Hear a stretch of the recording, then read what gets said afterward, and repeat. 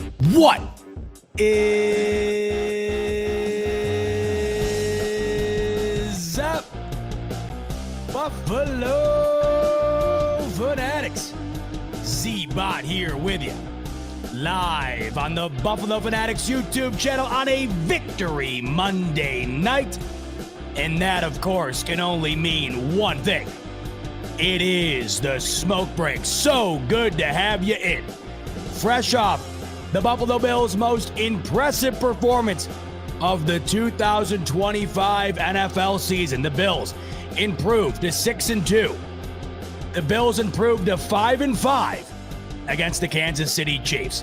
Bills get it done 28-21 at home in Week 9 to be right within the thick of things at the top of the AFC. As it stands right now, the top of the AFC is loaded, and it's anybody's crown to take at the top at the halfway point of the 2025 season. As of right now, the Indianapolis Colts would be your 1 seed. They're 7-2. The Patriots, they're 7-2.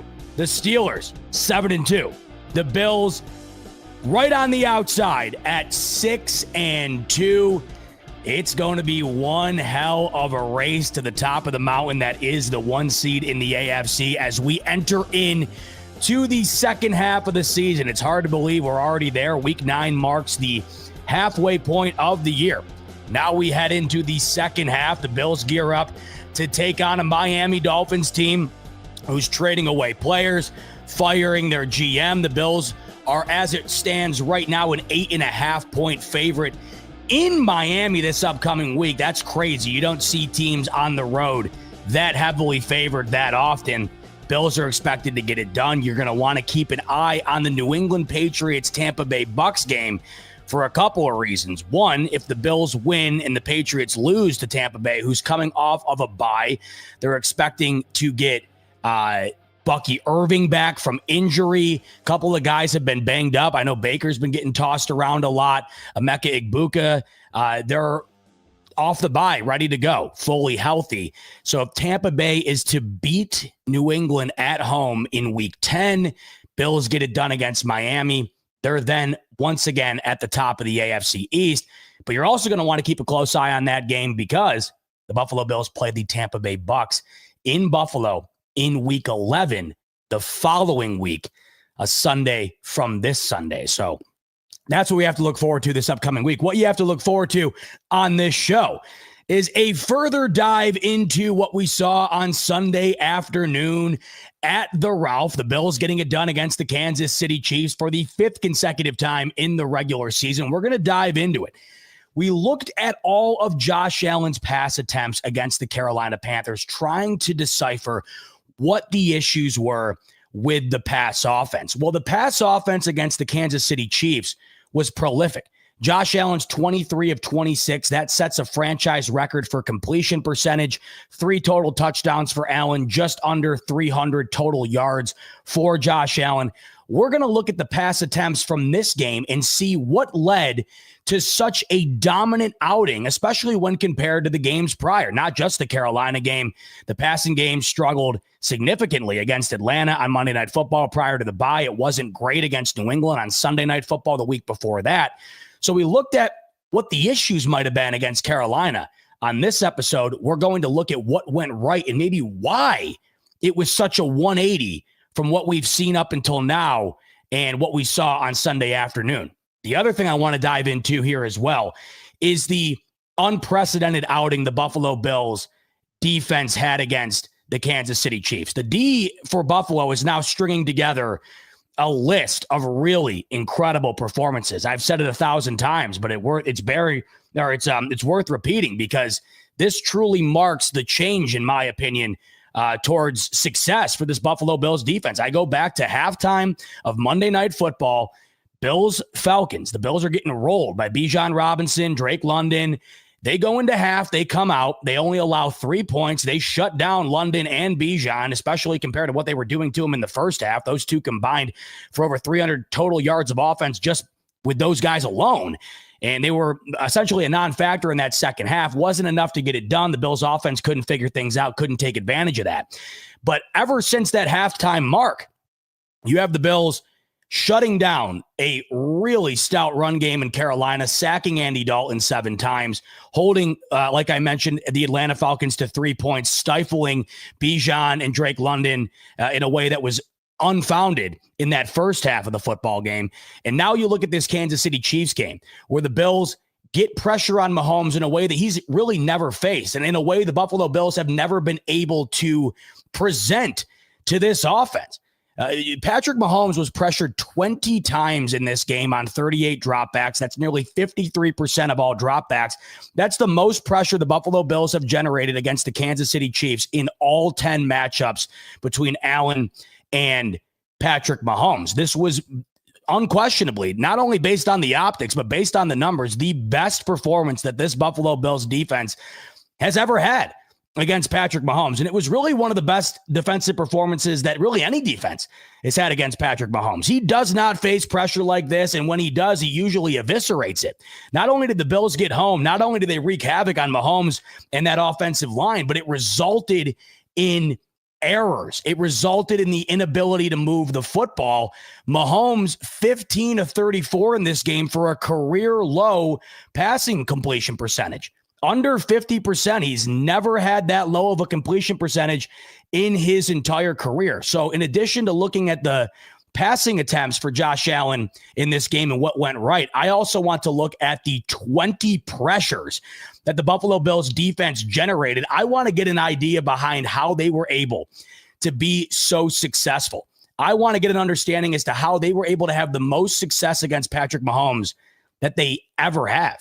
Because really, as I like to say, as my wife, as you guys know, always reminds me that I say all the time, it was based on this rivalry here. It was an historic outing for the Buffalo Bills defense, what they were able to do against Patrick Mahomes. So we'll dive into all that and more coming down the pipeline here on this Victory Monday, Week 9 edition of the Smoke Break. Before we get into what we saw, however, between the Bills and the Chiefs, a little bit of breaking news that just came out within the past hour here. I'm sure you know, but the NFL trade deadline less than 24 hours away, 4 p.m. Eastern tomorrow. That's Tuesday, November 4th, 4 p.m. Eastern is the NFL trade deadline. Now, we have been keeping an eye out on One Bills Drive, Brandon Bean and company, trying to get an idea, trying to formulate what potentially could be going on in Orchard Park. Is a move going to get made? If a move is made, what does that look like? Is it on the offensive side of the ball? Is it on the defensive side of the ball? Is it going to be more of a depth piece? Is Brandon Bean going to adopt that LA Rams moniker of F them picks and throw a stash at a team trying to acquire a blue chip player? Well, we're less than 24 hours from finding out whether or not the Bills do that, something in the middle, or nothing at all. The NFL trade deadline is tomorrow, and Brandon Bean, a little busy this afternoon. 41 minutes ago, according to Field Yates, he was the first tweet that I had saw break this news. Field Yates says on Twitter that the Bills restructured the contract of cornerback Taron Johnson by converting his base salary into a signing bonus, a move that created an extra $1.75 million in salary cap space. Prior to this move, the Buffalo Bills had the least amount of available cap space in the entire NFL. This frees up an additional $1.75 million. So I think that this puts the Bills' available cap roughly around $4 million. What does this mean? Well, I gotta, do the Brian Windhorst meme here, where you're, what could that mean? What's the correlation here between my left pointer finger and my right pointer finger? Well, you're making this move the Monday prior to the trade deadline. If you did this on Thursday, no one's going to bat an eye. Brandon Bean's just, he's doing some accounting. He's crossing his T's, he's dotting his I's, and he's just making sure his checkbook is all squared away for the hell of it. I don't know. Or he's got some money owed to a guy on the team down the line or whatever. Taron Johnson's willing to restructure his contract, and the rest is history. But you look into this, of course, far more deeper when you understand that the trade deadline is less than 24 hours away. I have to imagine that Brandon Beane is clearing up some cap space to make a move. Now, I'm wondering a couple of things here. One, what is that move? Two, if there is a move in play here, has it already been made? And Brandon Beane tells, whoever he's working with, the GM of another organization, does he tell him, all right, let's lock this in. I'm going to go and balance my checkbook. I'm going to do some restructuring, make sure everything's squared away, have the money available. Then we will sign on the dotted line. Is that the case? Is there something he's seeking that he wants to have this available money for? Or is this just this happened to go down the day before the trade deadline, there was nothing to it? Or was there something potentially to it, but it doesn't end up getting inked? Obviously, a ton of questions here. The trade deadline naturally brews a ton of speculation. But when you do see Brandon Beane conjure up additional cap space less than 24 hours before the expiration of the trade deadline, you can't help but think that a move is at least trying to be made here. I asked in the chat whether or not you guys thought the Buffalo Bills were going to make a move prior to 4 p.m. Eastern on Tuesday afternoon. Looking at it right now, 76% of you say yes, 24% say no. Those who answered, let me know in the comments, those who said yes, what do you think that move is? Here I am trying to figure out what it could be, if anything. I mentioned this on the post-game show that I am not in the business of the Buffalo Bills making a trade at the deadline for the sake of just making a trade. I don't look at this as an opportunity for Brandon Beane to just check a box and say a move was made. If it's not a move of substance, then to me, it's irrelevant. If you're adding a guy that's going to be a practice squad type guy or a deep stashed away depth player, what's that doing for any of us? That's not helping the Bills win a championship. That's not moving the needle. That doesn't conjure excitement. I mean, granted, maybe it pays off down the line with the injuries the Bills have, of course, suffered not only this year, but in years past. Yeah, maybe there's something to it. But if we're talking about a move being made that actually has an impact right now on what the Buffalo Bills are on November 3rd and what they could be on November 4th, well, that to me, that's what I'm looking for. And I don't think you just make a move just to say you made a move at the trade deadline. If Brandon Beane's looking to get guys to stash away, this could have been done at any other time. Right now, you have teams that are in sell mode. You have teams right now that have understood or are of the understanding that we are at the halfway point of the season. And in all likelihood, the way things have gone up until this point, we do not have a legitimate shot at the Super Bowl. We do not have a legitimate shot at our division. We do not have a legitimate shot at the playoffs. And because of that, we are going to look to offload to try to set ourselves up better for the future. This is why all of these things seem to happen spontaneously right around the trade deadline as opposed to, noticeably prior to the trade deadline. You got teams coming to this realization. You obviously have to get it done before the expiration. So you see moves get made in abundance, usually within these 24 hours here. We'll see how active this particular trade deadline is in 2025. But we just got our hint that the Bills could potentially be active based on this restructuring of Taron Johnson's contract. Now, I'm looking at the Bills-Chiefs game. The Bills scored 28 points. Offense was humming. Over 400 total yards of offense. They outgained the Chiefs by 100 yards. And you really had one of those just outstanding outings where you really had everything clicking. You had Josh Allen with an unprecedented completion percentage, just south of 300 total yards, 3 touchdowns. You had James Cook yet again over 100 yards. He has now notched 100-plus yards in 6 of the Buffalo Bills' 8 games this season. You had Dalton Kincaid as a 100-yard receiver in this one. Khalil Shakir with 7 catches. You had 10 players catch a ball from Josh Allen in this game. But the one thing that stands out in all that good was the fact that outside of Khalil Shakir in the intermediate to short passing game, the impact of the wide receivers in the Bills-Chiefs Week 9 matchup was non-existent. You had a couple of, nice. You had one nice play to Elijah Moore down the middle. I don't want to write it off. It was a great play. It was one of the better passing plays of the day. You had a nice wide open Keon Coleman on the right side that Josh Allen hits for a first down. But if we're talking about a consistent, noticeable impact from the receivers, that was not on display against the Kansas City Chiefs. You had an emphasis to get Khalil Shakir the ball in the screen game and in the short game. Obviously, the pass game is predicated on getting the ball to Dalton Kincaid, as it should be. He has become everything we were hoping he was going to be when drafted in the first round.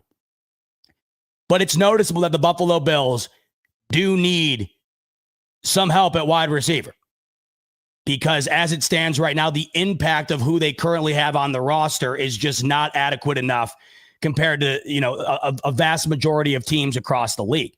Now, with having 17, if he has games like he does against the Chiefs, well, then this can be ruled out. I mean, this can be irrelevant, really. When you're getting the ball to 10 different guys and Josh Allen's dead on accurate in that game and he can't miss and he's stretching the field and he's also making the right decisions. Yeah, I mean, you're going to be able to overcome the inefficiencies of your wide receiver room. But do you want to have to rely on Josh Allen having his best game each and every week in order to have a stout passing game? And I think that this has been the argument for some time here, especially since the departure of Stephon Diggs. And this is why the Buffalo Bills in 2024 went and made that move, giving up a third-round draft pick to the Cleveland Browns to acquire Amari Cooper. They had felt at the time that what they had just wasn't enough. They needed another guy, not only as an outlet for Josh Allen, but of course to open things up for who they already had. And they would go on to lose only one more regular season game after acquiring Amari Cooper. And I know the stats don't show it. He did not have a terrific year for the Buffalo Bills. And when you look at what the Bills gave up, a third-round draft pick, which we know it's quite valuable, you would argue that the return on investment was not what the Bills were hoping. But I think it was clear. Just having the presence of Amari Cooper on that football team wound up opening things up in the pass game more than it would have had they not have acquired him. Is that what the Buffalo Bills are going to try and do yet again here? Is that going to be what Brandon Beane's looking into? Wide receiver names have been tossed around. We do know that the Buffalo Bills did inquire on Chris Olave from the New Orleans Saints. Diana Rossini reported that Brandon Beane did try and make something happen with New Orleans. They shut him down. They made it seem as though they were going to extend Chris Olave, weren't willing to deal him, so nothing came from that. But we do know that something was on the table, or at least proposed, from the Buffalo Bills end of things. So we know that Brandon Beane's looking around. We also know that Brandon Beane was in the market allegedly for Trey Hendrickson of the Cincinnati Bengals before they signed him. We know he held out for the majority of the offseason. The Bengals finally got him under contract, but it was reported, or at least rumored, that Brandon Beane was in on Trey Hendrickson. Now, that's a massive splash move if that were to happen for a variety of reasons. One, you just had Cincy go through this whole holdout with Trey Hendrickson, finally get him under contract. I think it's only for a year, though. It's nothing long-term. But you did get him inked for at least this season. But now with the way things are going for Cincinnati, especially losing their last two games in dramatic fashion, I mean, my God, how crazy of a difference these last two games have made for Cincinnati. They score 42 points against the Bears. They score 38 points against the New York Jets. They lose both of those football games, which is wild. They're at 3-6 right now. Those two games go differently, and they're sitting at 5-4, and they are not only in the thick of things in the AFC North, but they are vying quite competitively to win it. But you know how it is in the NFL. It's a game-to-game, week-to-week league, and things can flip on a dime. And just like that, when you factor in Joe Burrow being out for the bulk share of the season, he could potentially be back in a little over a month from now. But when you're at 3-6 and you're scoring this amount of points and your defense just can't save you, that your defense cannot give you anything to rely on or count on to win a football game, is Joe Burrow going to rush back from injury? And is this team going to try to go all in sitting at 3-6 with a defense that can't stop anybody? So you wonder if they'd be willing to trade him. I mean, I don't know if they would. Their defense, as it stands right now, is already one of the worst in the league. What happens if Trey Hendrickson's not on it? And it's hard to imagine that defense could get any worse, but it surely would if they were to move him. Then again, though, you look at the Dallas Cowboys situation, their defense is abysmal, yet they moved Micah Parsons. Trying to make that defense better long-term. Good luck finding another Micah Parsons in the draft. Still head-scratching, knowing that you were going into the year with a defense that really already wasn't going to be that great, but surely would be better than what it is now had they kept Micah Parsons, but they deal him anyways. Could this be another type of A similar situation here with Cincinnati, but that would be a massive move, not only for Cincinnati being willing to deal him, but being willing to deal him to a conference rival, a team that you have been fighting with at the top of the conference with Joe Burrow being healthy or when he's healthy. Also, that would be just a massive move from the Buffalo Bills standpoint. They would be acquiring the season sack leader of 2024, and that would cost a pretty penny. And for that reason, doesn't seem likely. Crazier things have happened, but you're watching the Philadelphia Eagles. The Buffalo Bills play the Miami Dolphins this upcoming week, and the Eagles, they never shy away from adding talent. They just don't. Howie Roseman is considered to be the best GM in the NFL for a reason, and today was no exception, or yesterday rather. The Philadelphia Eagles add Jalen Phillips from the Miami Dolphins, one of their best defensive players. So you do see teams get rid of some of their best assets when they know that their season's in the toilet. The Dolphins season's in the toilet. The Bengals season's in the toilet. So could we potentially see a massive move like that? Well, it would be staggering. Now, the question is, do you think that the Bills make a move on defense or offense? They wouldn't be able to make a staggering move on both sides of the ball. Potentially, they could add a player on both sides of the ball if it were a bargain bin deal. But, in all likelihood, if the Bills were to make a massive move, it would be tough enough to do one, much less two. Who would that be? On what side of the ball do you think that player would be? You have to look at the defensive line now, though, with the injuries to Ed Oliver and Michael Hoyt. You maybe could have gotten away with it a bit more if it was just Ed Oliver, but now in back-to-back weeks, you lose two premier defensive linemen on this roster for the season. Ed Oliver, the earliest he could come back, according to Thydoc, was maybe the AFC Championship or the Super Bowl. But even then, if you get to the AFC Championship and the Super Bowl with who you already have out there, do you want to mess up that chemistry and put Ed Oliver out there, especially coming off of a long-term injury? So in all likelihood, he's done. Michael Hoyt is done. It was announced today that he did suffer a season-ending injury against the Kansas City Chiefs, which is such a massive blow. 6-game suspension coming into the season. They sign him. He can't wait to play. We can't wait to see him play. We've been hearing a lot of rumblings about how good he looked in training camp in the preseason right before the season started. And that really lived up to the hype when he got in there last week against Carolina. And that hype continued against the Chiefs. Non-contact injury, just the worst, because there's just no explanation for it. You just pivot wrong. And unfortunately, we see it far too often. It's just, it's terrible. You hate to see it, especially for a guy that really felt like he was going to be getting things going for Buffalo, and especially for a guy that felt like he was going to replace Ed Oliver in his absence with his injury. So now with both of those guys gone, look, Greg Rousseau's been unbelievable. He had 9 pressures against the Kansas City Chiefs. He's been off the charts. Joey Bosa has been an absolute steal for these Buffalo Bills. He has lived up to any expectation that anybody had for him when the Buffalo Bills decided to bring him in from the Chargers this offseason. He's been as good as vintage Joey Bosa was with LA. I mean, he really has been extraordinary. He was extraordinary against the Kansas City Chiefs. He might have been the best defensive lineman in that football game with a healthy Michael Hoyt and with Greg Rousseau going off in that football game as well. So you still do have a threatening presence up there. I think AJ Epinesa has had a great season. Deion Walker's shown flashes, but with 2 injuries now to 2 marquee guys, you can't help but wonder if Brandon Beane's shopping around in that department. Maybe the idea of inquiring at safety has potentially quieted with Cole Bishop looking as good as he has, especially against Kansas City. Jordan Poyer stepping up in a veteran role. Jordan Hancock coming in and out, showing some flashes. Don't think we see anything there. To me, it really comes down to D-line or wide receiver if the Bills make a move at all. But once again, with this restructuring of Teron Johnson's contract, hard to think that there's not at least something potentially in motion here.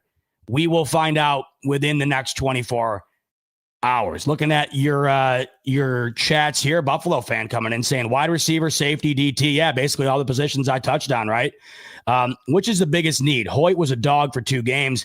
I'm convinced someone has voodoo dolls on our entire roster, someone is playing voodoo magic. I mean, it's felt that way on the defensive side of things, right? Buffalo fan for some time now. It is unfortunate.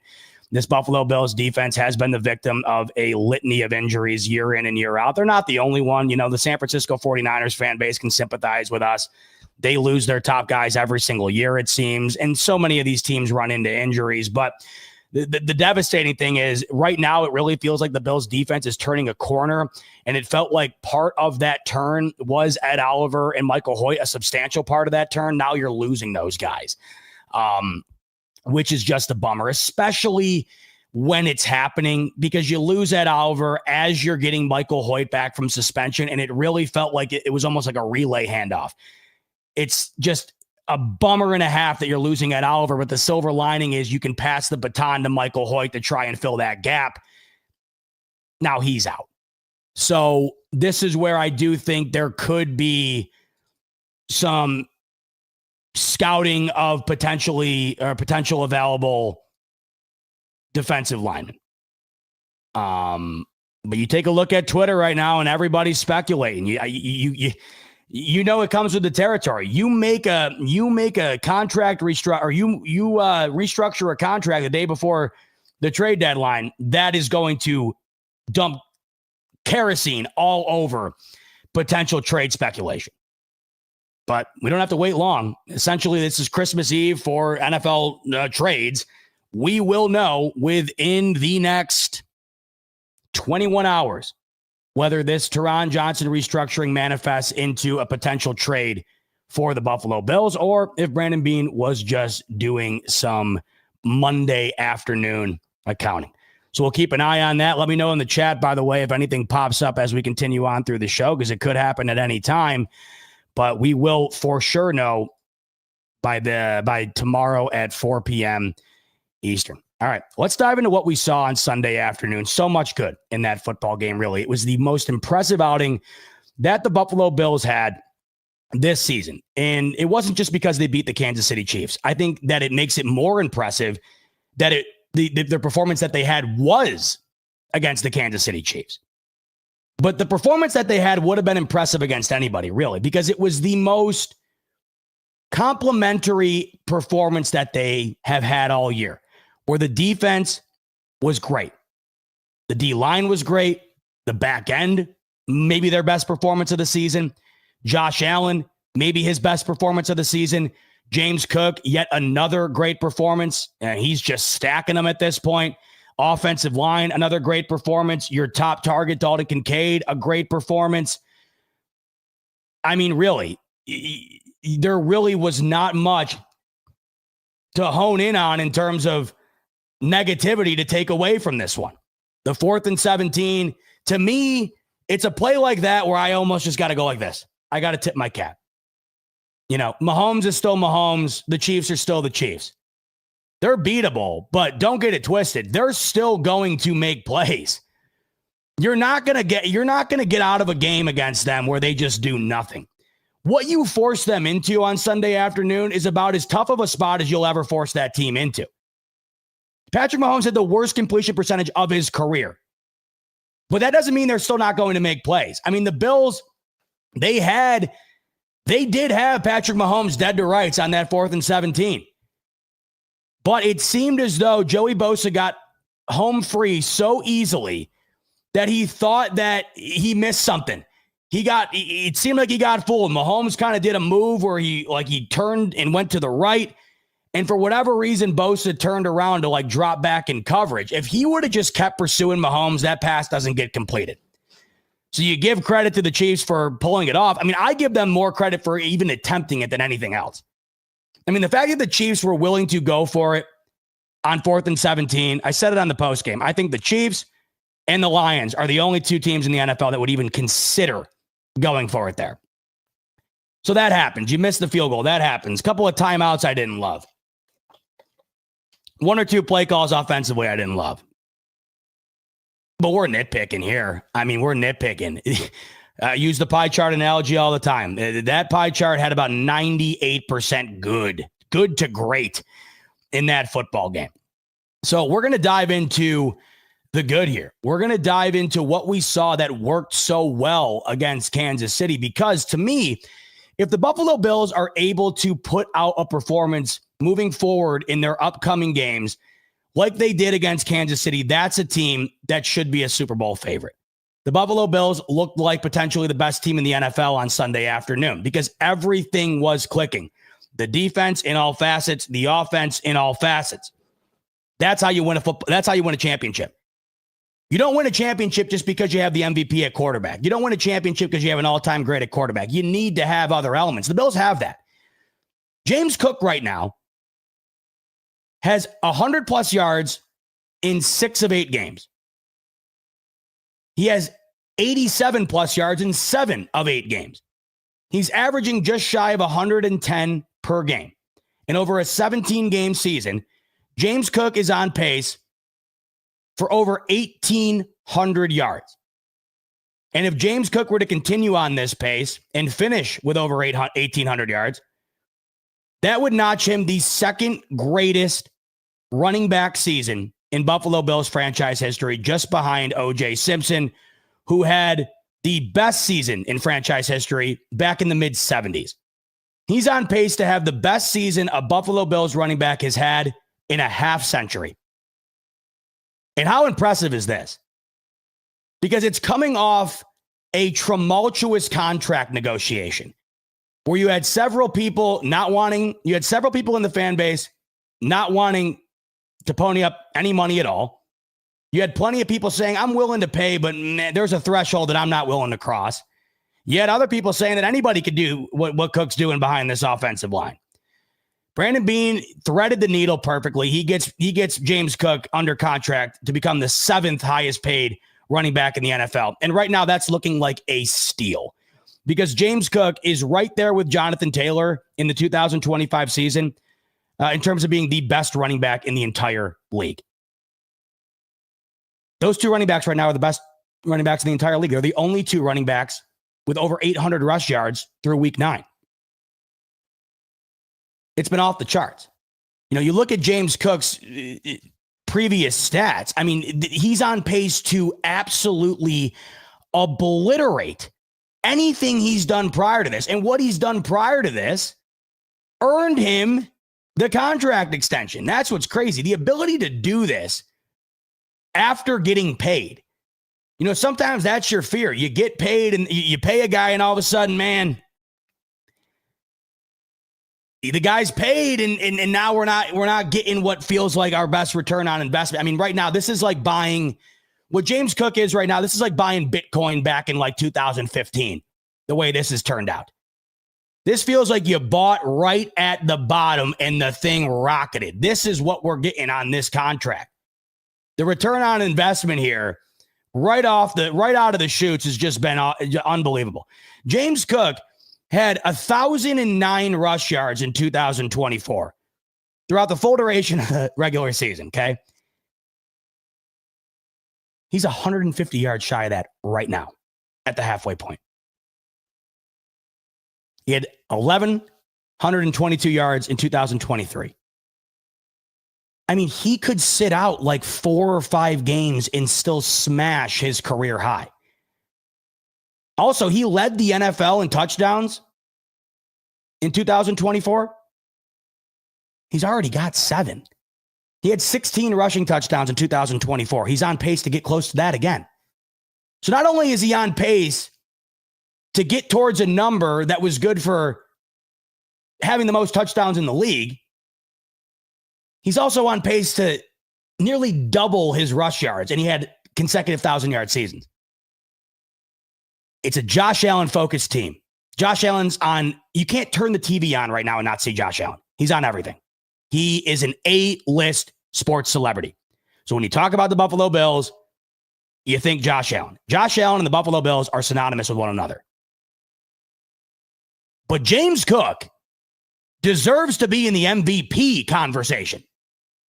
James Cook feels underpaid after getting a contract that not everybody was all thrilled with.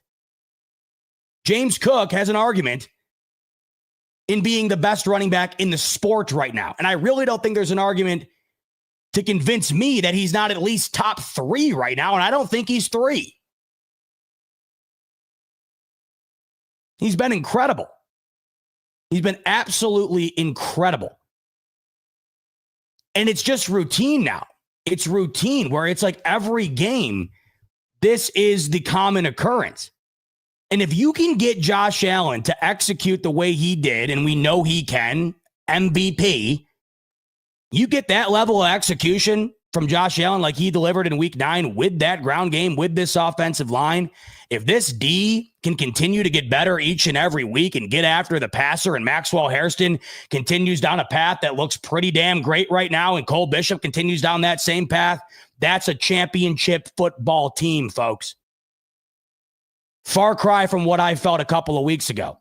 And this is all the credit in the world of this Buffalo Bills team taking advantage of their opportunity off the bye.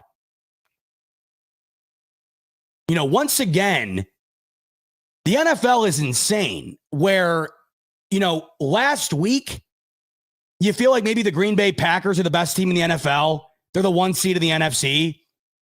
They lay an egg at home against the Panthers, who the Bills just obliterated 40-9. Now you're thinking, man, they lost to the Browns too. They tied to the Cowboys. Like, man, are the Packers any good?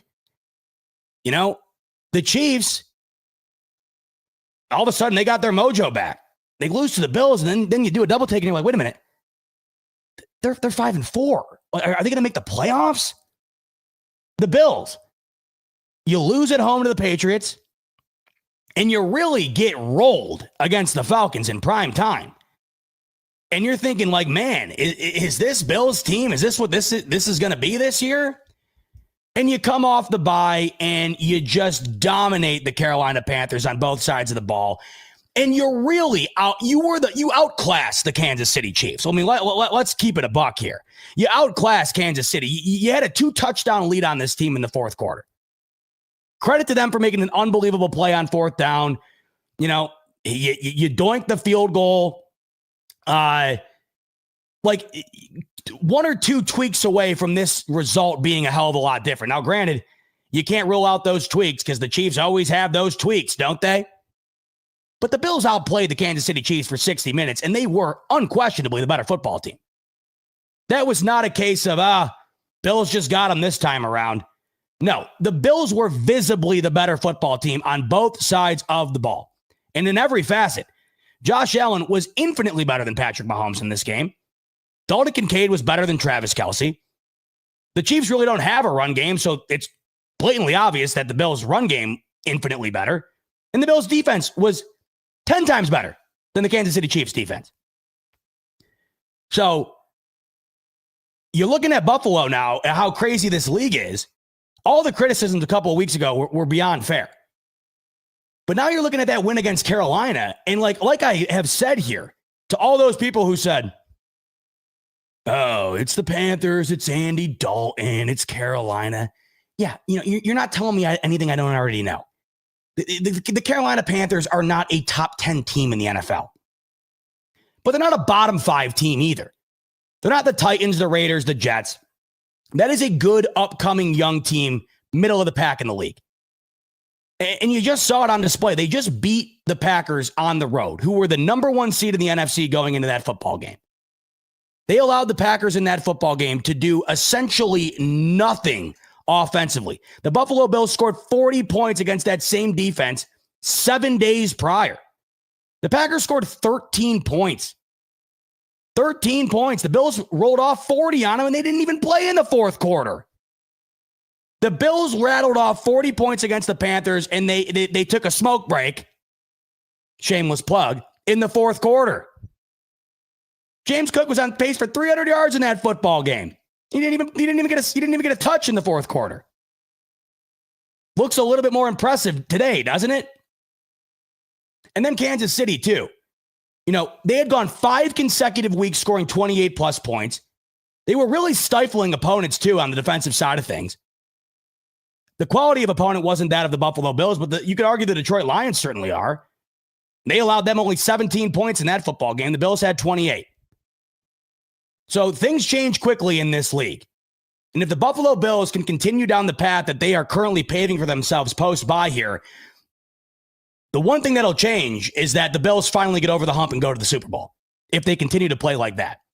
the way that they played against Kansas City, if they play like that, that Buffalo Bills team should be favored to go to the Super Bowl.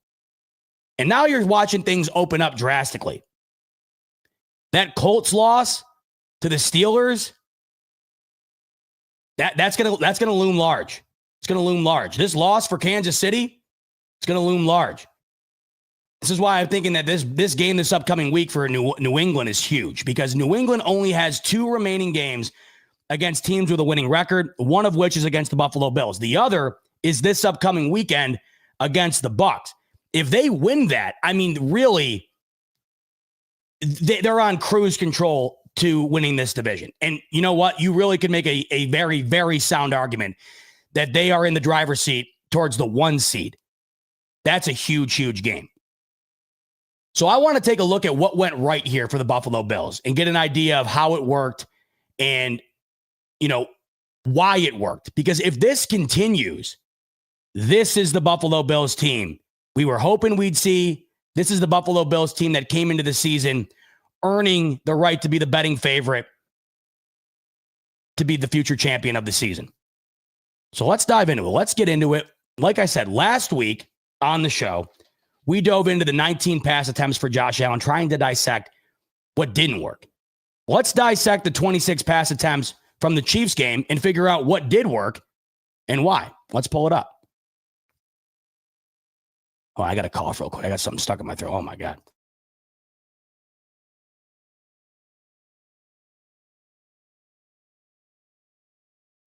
Let me look at some chats here first, too. Let me just take a beat here because we're going to dive into this film. My main man, BT Bartek. What do you got for me? But, again, we can be favored. Chiefs won't play this bad again, especially Mahomes. Allen just played his best game so far. For them, it can only get better. For us, how much more can it get better? It's a good point.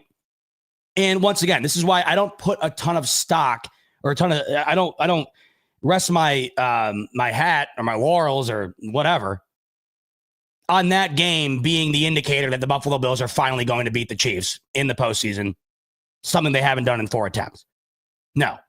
The reason why I'm so emphatic about that W against the Chiefs is because of what it told me about the Buffalo Bills, not what it told me about the Kansas City Chiefs or what the Bills might do against the Kansas City Chiefs. It told me that the Bills have really exercised the demons of pre-bye, and they've really come a long way since those 2 consecutive losses before that bye. All of the things that seem to be problematic are finding their way towards a solution. The defense, stopping the run, getting after the passer. The offense, run games remaining consistent. That's not going away. That's not dissipating. The offensive line, same thing.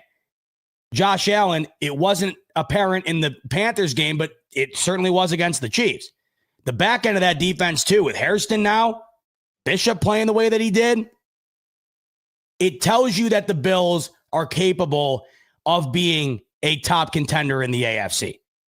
But don't get it twisted. And BT, you're nailing it. It does not mean that the Buffalo Bills should be favored to beat the Chiefs in the postseason. In fact, if the Bills were to play, if the season ended today and the Bills had to play the Chiefs next week in the postseason, I'll be 100% transparent with you. I would pick the Kansas City Chiefs.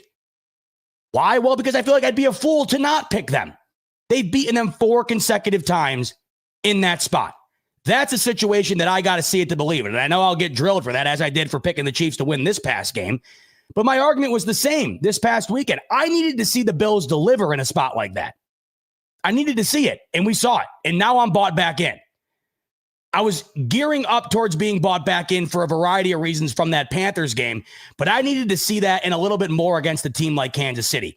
I saw exactly what I saw against Carolina and a little bit more. I got Josh Allen's best game of the season, right? No reason to not be confident yet again in these Buffalo Bills based off of what you saw the last couple of weeks, but they got to keep it going. I just ranted about how drastically things change in this league, and it can go from what the Bills are doing right now to back to where it was pre-bye in a heartbeat. They got to keep going. They got to keep building. And there's certainly still room for improvement. You need more out of your wide receiver core, right? You do. And you're going to need Josh Allen to continue to have these types of performances. And I'm not saying you need Josh Allen to have an 88% completion percentage, but you do need Josh Allen to play like Josh Allen. And that is one of the best players in the entire sport. So I see what you're saying. And in no way do I think that the game in week 9 was an indication of what the outcome could potentially be if they yet again meet in the postseason. But it does have you feeling far more confident in their ability to potentially get over that hump based on what they showed. Because what we've seen up until week 9, let's be honest, the Bills hadn't shown that they were truly capable of doing what they did. And they did. I've been getting a lot of this, right? Bomb Jack coming in and saying, Z-Bot, you're a clown picking KC. Look, I can't. Mirko and I were having this conversation. If you want me to predict this team to go 17-0, then I can do that. I don't think that's very fun. And you want me to come on here and tell you the Bills are going to go 17-0. I can do that, but then what are we going to talk about? I can just come on here and tell you the Bills are going to win every game. And, you know, I can come on and tell you they're going to win and hit the end of the stream button. I think cooler heads prevail. With a little bit of logic, you look going into that KC game and you say, KC seems to be trending in one way. Yes, the Bills did bounce back substantially against Carolina, but we don't seem to view Carolina on the same pedestal as that of the Chiefs. I got to see the Bills have a similar type performance against a team like the Chiefs. They did. I reassess. I got new information. I build on it from there, right? The real coming in. He's saying, I'm late. Did Z-Bot say anything was historic yet? I did. You're going to need to rewind it. I literally made a joke about it, real. I said that the Bills' defensive performance against Mahomes based on the 10 games that they've played was historic.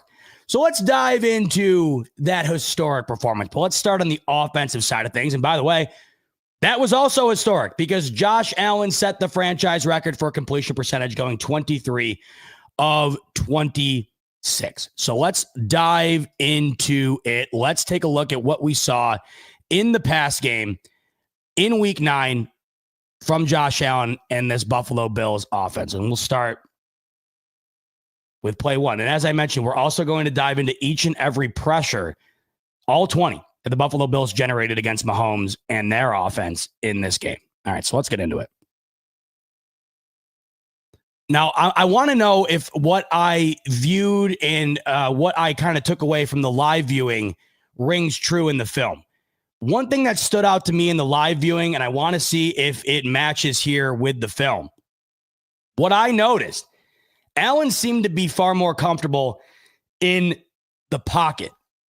It felt like Josh Allen was willing to stay in the pocket, trust his offensive line, trust his receivers. And what I noticed was that allowed routes to develop. I had been seeing Josh Allen bail out of the pocket a little too early and a little too often the past few games. What stood out to me here, there wasn't a whole lot of that. Allen trusted one of the best offensive lines in the league, which allowed the routes to develop, which allowed him to hit guys all over the field, not just in the intermediate game. And it allowed things to get open. You know, I've been saying that I feel like more often than not, guys are open, just a matter of executing. And I think that I noticed that in this football game. So let's see if that rings true. Here's the first pass attempt of the football game.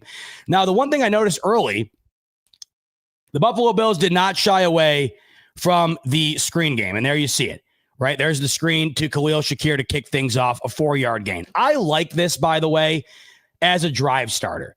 Right, it's the equivalent of a nice run, really, but you get Josh Allen in rhythm. I do like some aspects of the screen game. I do think the Bills run it a little bit too frequently, but on a situation like this, I really do like it.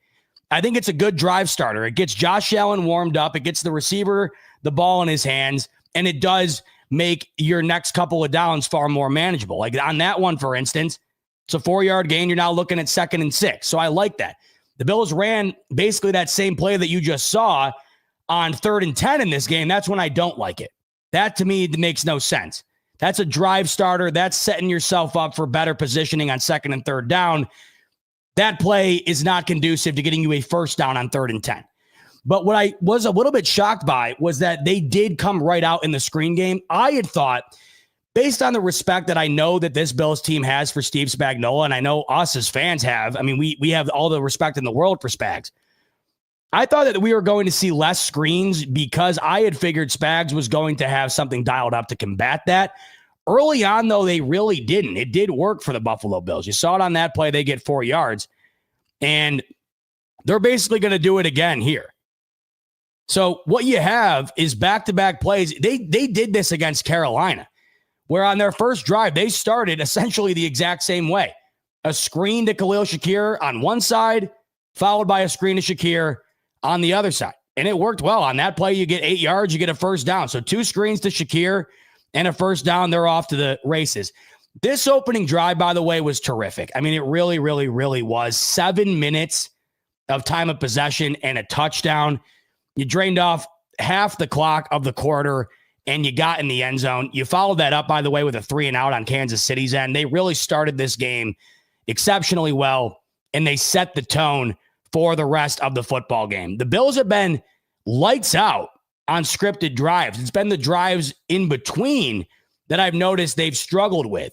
Their scripted drives coming into the game and coming out of the half have been great.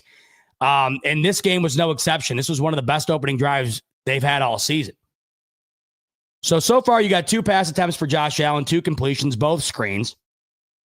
And there's another one. So you start the game off with 3 consecutive passes to Khalil Shakir at the line of scrimmage. It's blatantly obvious that this is a massive focal point of their offense. But what I did notice in this game is that it did seem to open up things down the field, and they were able to capitalize on that. I thought in the Carolina game, the screen game did open up things down the field, but they weren't able to capitalize on it. Missing Elijah Moore on the left side of the field, missing a wide open Ray Davis for a breakout play.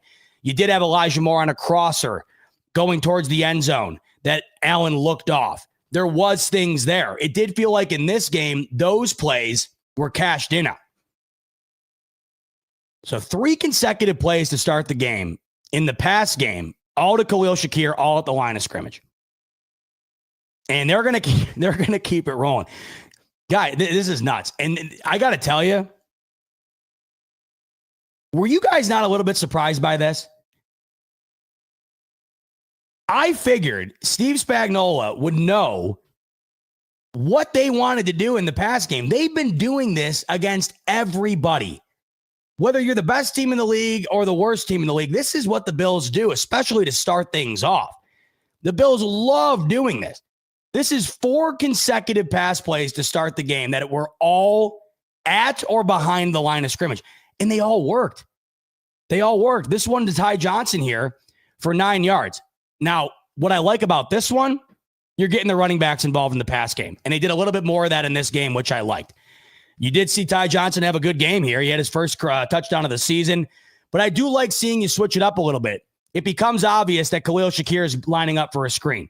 Running it to Ty Johnson there, I do like switching things up a bit. 9 yards on that play.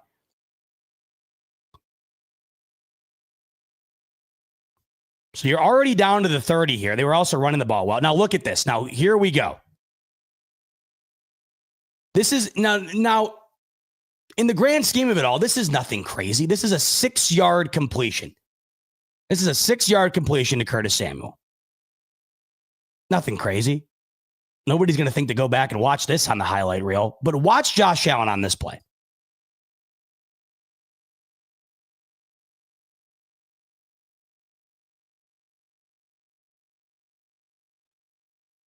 Look at that. Nothing crazy, but it doesn't need to be. He stays in the pocket. He realizes he's got all day to throw. And I cannot get over the play of this offensive line, guys. I mean, I hope you understand how great this has been. It wasn't like this early in Allen's career. It was one of the things that you worried about. This offensive line, one of the toughest things to get right in the NFL is an offensive line, and it's so crucial to success. I mean, look at Joe Burrow. Cincinnati's offensive line is not good. And Joe Burrow has gotten hurt far too often, and perhaps that is a reason why. He gets hit far too much. And it's just not good. You got to have a good O-line. And with Allen trusting this O-line, it's a play like this that I think is just great. I mean, look, you got all day to throw, and you're just waiting for this to develop. You know, if Allen were to read this pressure coming in here, Maybe he bails out and this isn't there. But he waits, steps into his throw, puts it right on target, and that's 6 yards. And you're going to take that on any given down. This is what the Bills have had so much success with, running the football in plays like that. Boom, before you know it, much like on this drive, you're in the red zone. Now here we go. Now we finally get a pass down the field.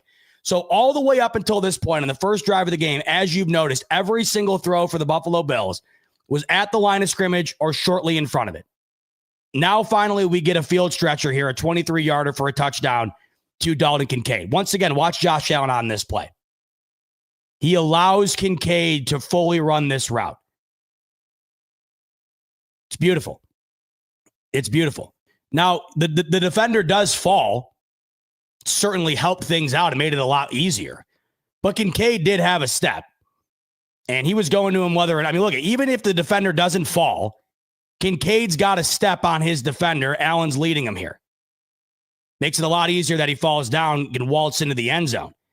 But what I loved about this drive, you'll notice Allen didn't bail out of the pocket once. Beautiful pocket presence, stood tall, took advantage of a clean pocket. I mean, my God, you got a guy on the ground. You got nobody coming close. I mean, it's just so beautiful. It's so beautiful. Look at when Allen throws this ball. I mean, there's nobody close. You got a guy on the ground. You got both sides of Allen on the right and left side completely locked up with the potential of a double team if necessary. It's just so great. And you're letting things develop here. You're letting Kincaid run the route. Boom, touchdown. Just an extraordinary drive. Extraordinary drive where you allowed the short pass game to lead up to this. And on each and every attempt, Josh Allen stood tall in the pocket.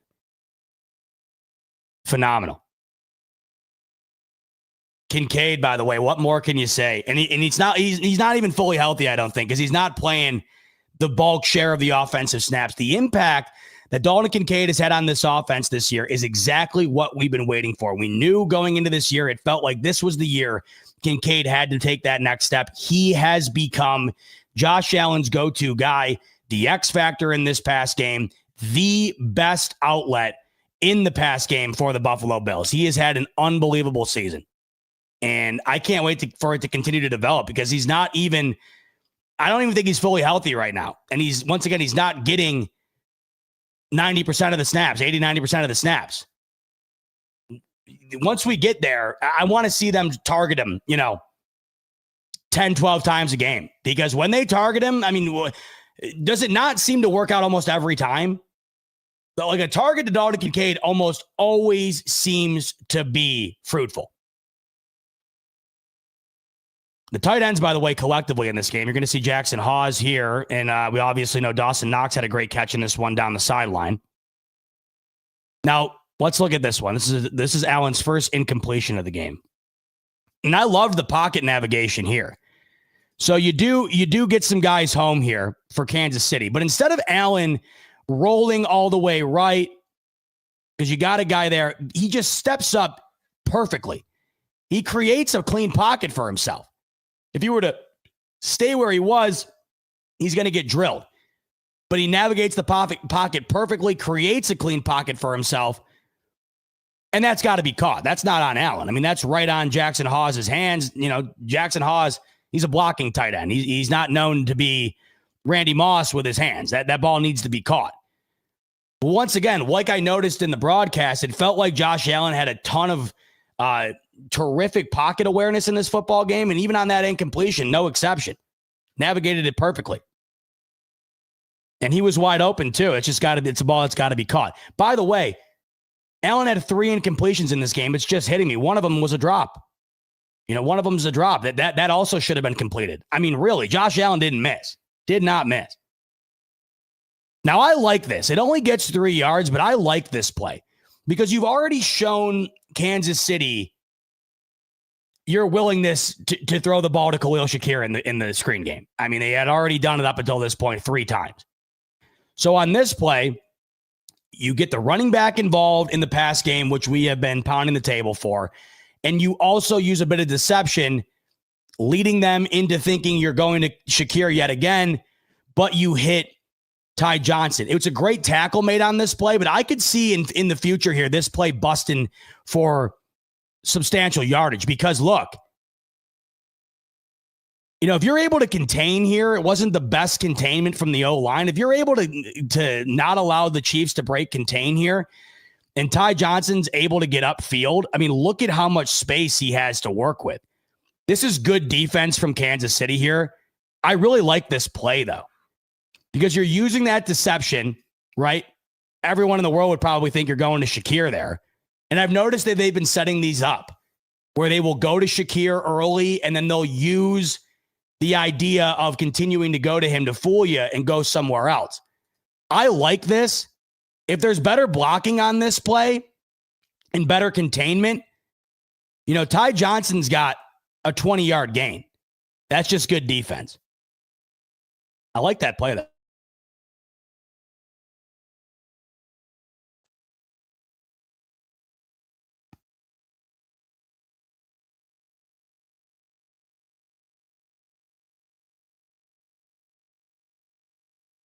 So wide open right near the sticks. Right? Once again, stays in the pocket. And look at this. Allen knows Allen knows he's about to get hit. It felt like in the games prior to this, like Allen would feel the pressure and he would get, he would get a little antsy and he'd bail out. He knows he's about to get hit here. And he still stands tall, takes a hit, gets rid of the ball. Right? Wide open to Dalton Kincaid.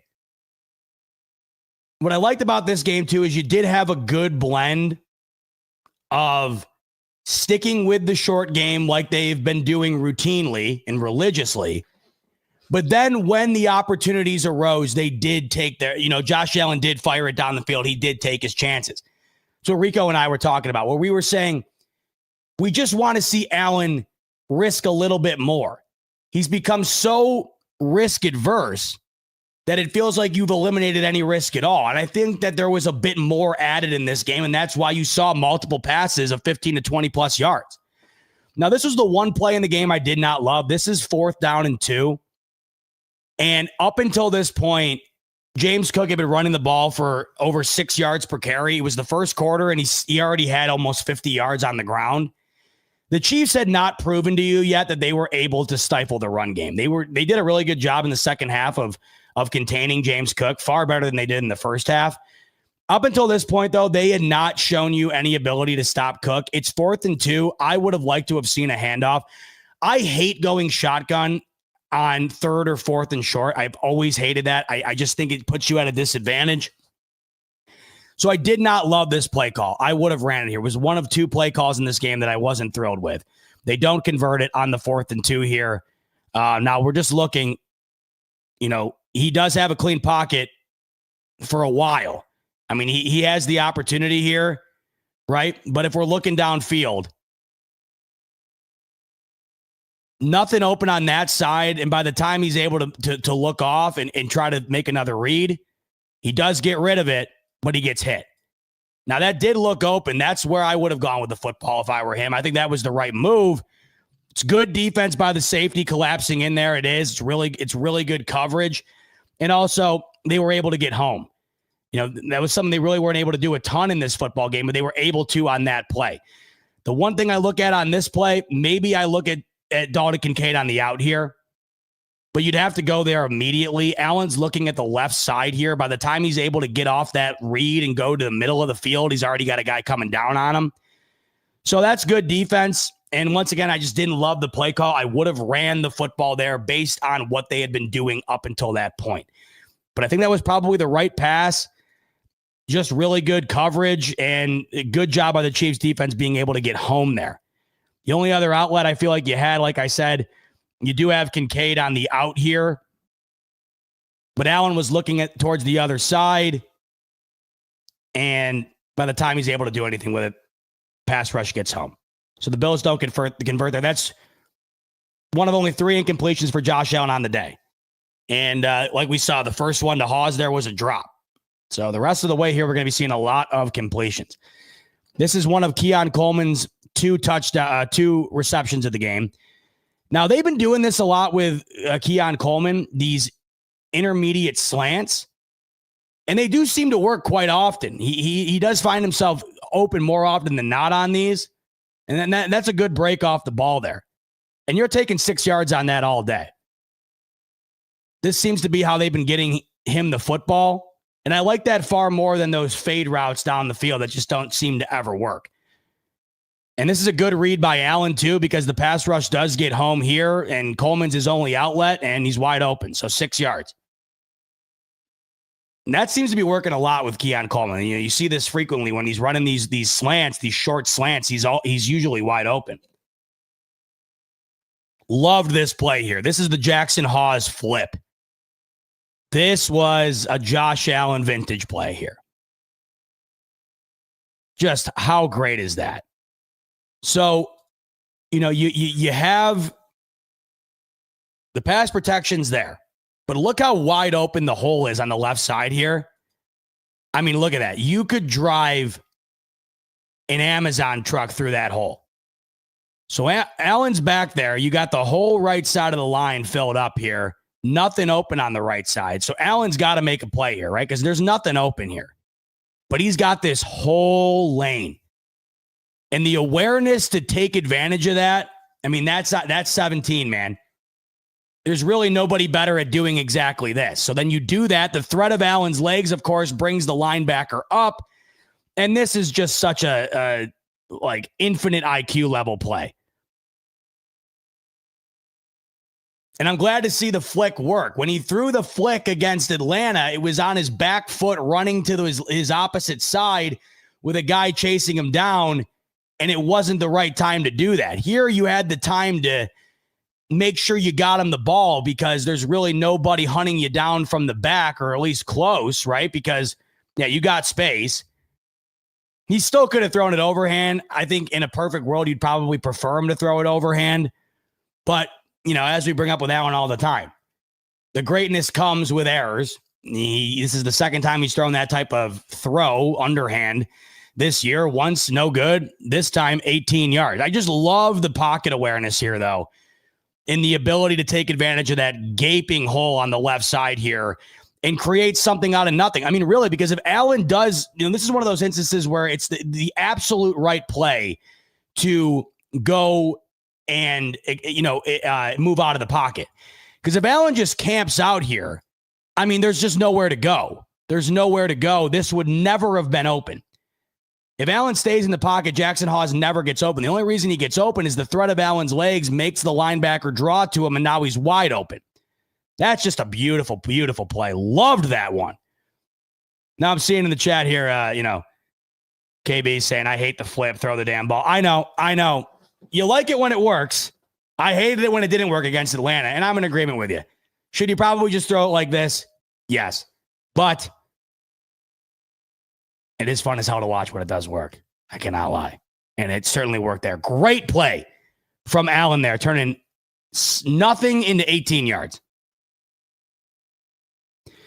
Here we got one to Shavers, and I'd like to see some more targets to Shavers. They are very few and far between. I'd like to see him implemented a little bit more. So here's the play action, and that's just beautiful. I love these plays.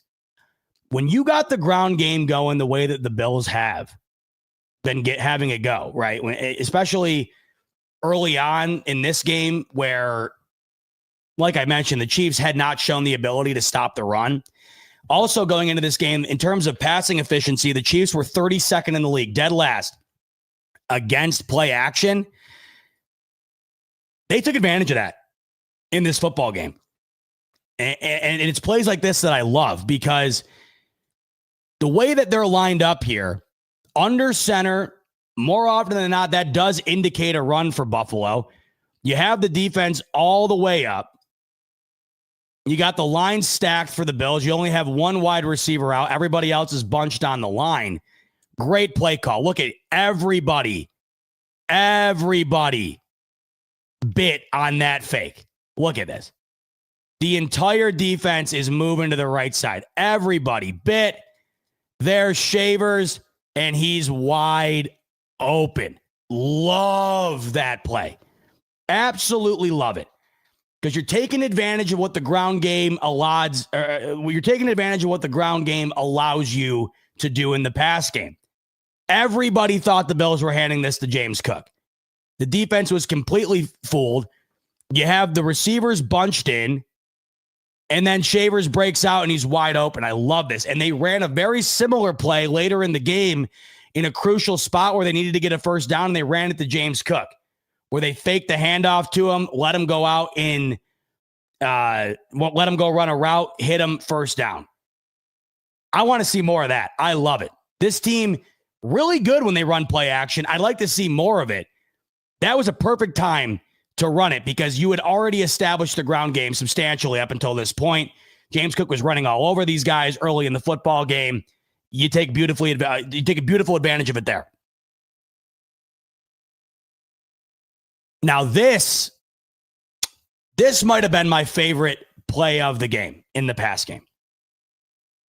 Because this play right here, to me, is everything that we didn't see in the Panthers game.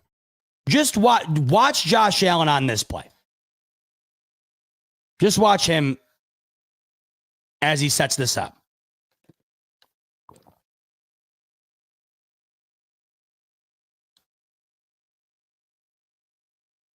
That play doesn't happen if Allen doesn't allow it to develop. He's got the protection. He trusts the O-line to contain, keep that protection, and he takes advantage of it. It felt like in the Panthers game, he had pockets like this, but he was bailing out of them. And that really that pigeonholes you, right? Because if you were to bail out, say for instance, he's feeling the pressure, say he feels that Spencer Brown's going to get beat on this, and he starts to roll this side. Well, then that allows, if he's rolling this side, it's going to be a far tougher throw, and you're going to have the defense moving with Allen. And I just don't think you're going to be able to hit this the way that you do here. You're going to have to throw it off your back foot, rolling to your opposite side. He steps up in the pocket. He does feel that the pressure's coming from the right side, but Spencer Brown's got that taken care of. So he trusts Spencer Brown to keep that outside contained. He does step up in the pocket here, make sure he gets his footing, waits for Kincaid to allow that route to develop and get open. Boom, he's wide open. Perfect throw. Absolutely perfect throw. If that's thrown, short, or if that's thrown, on the opposite side or low, high, even at the numbers just right on, then that's, it's a first down. It's still a good play, but it's not a 47-yard gain. Allen hits him in stride, throws it absolutely perfect, and it allows Kincaid to grab it and go. I love that play. Just love it, because if Allen's going to continue to stay in the pocket, trust the O-line, and put the ball on the money like this, they're golden. And I like, the other thing I like too is that he stays in the pocket, right? But you'll notice he looks to the right side and he does have a dump off. But instead of just going short here, right? He's got Ty Johnson right there. Boom. He's got Ty Johnson. Now you can lock in a 5-yard gain here. No problem. And look he's looking at it. But now as he steps up into the pocket, he looks deeper. What I like about that is that this shows you the trust that he had in the O-line in this game.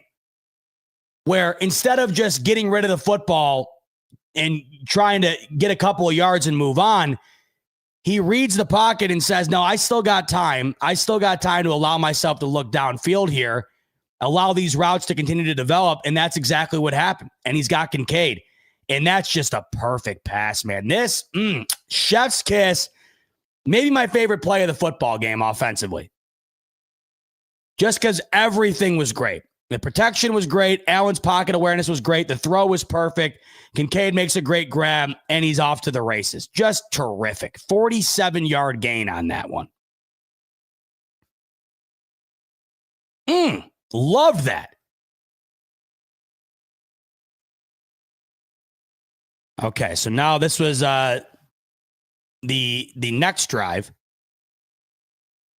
And once again, just getting Shakir the ball in space. Like they're gonna do this all game. Shakir had 7 catches in this game for 47 yards. I have no reason to believe that Shakir is going to finish with anything less than 5 catches moving forward. This is what they're doing now.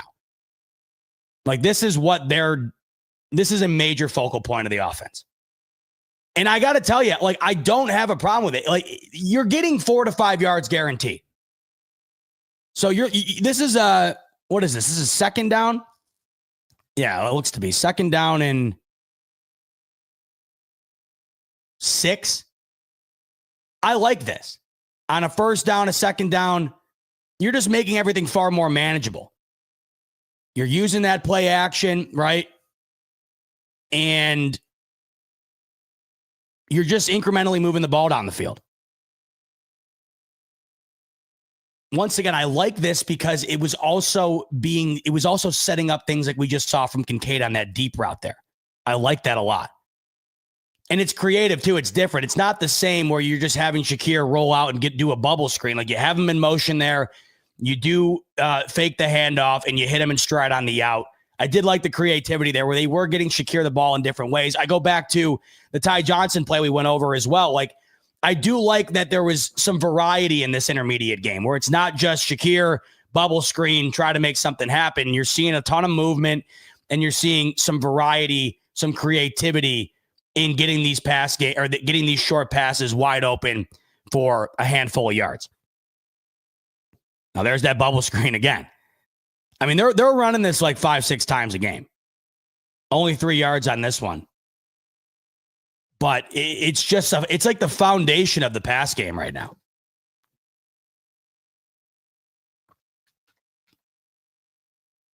And that's fine if you do have willingness to go down the field as well.